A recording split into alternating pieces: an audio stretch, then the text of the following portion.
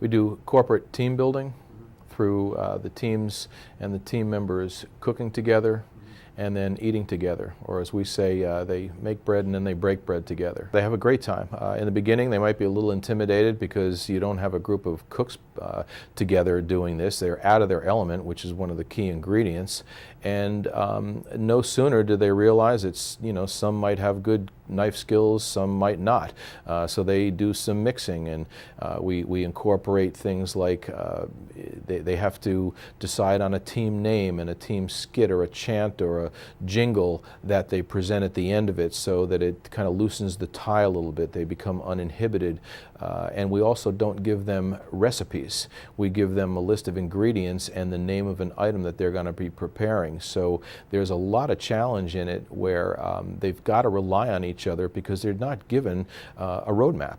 Immediately, it doesn't matter the hierarchy. It doesn't matter, who makes more money, who's got the higher title in their division or their department. They realize that they've got to get this put together. We also make it a challenge. They're judged on taste, presentation, creativity, and teamwork.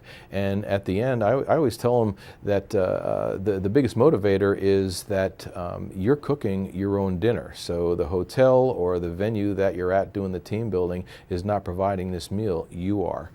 Well, it's interesting also to see how they become a team right before your eyes, because they come in and a lot of them say, well, I don't know how to cook. I never cook at home. I don't know what to do. And, through Tim motivating and me cheerleading, they become more comfortable. They start interacting with each other, and then pretty soon they forget, wait, we're a team building. They forget that that's what they're doing. So they just get into this mode of just excitement and building their own meal. And then after they're done, they're like, wow, that was really fun. But when you start, you don't think it's going to be that way. They put a full buffet together, and so they all become one team. And of course, everybody gets a chance to taste everybody else's food item or items that they've prepared, so they've created this whole meal.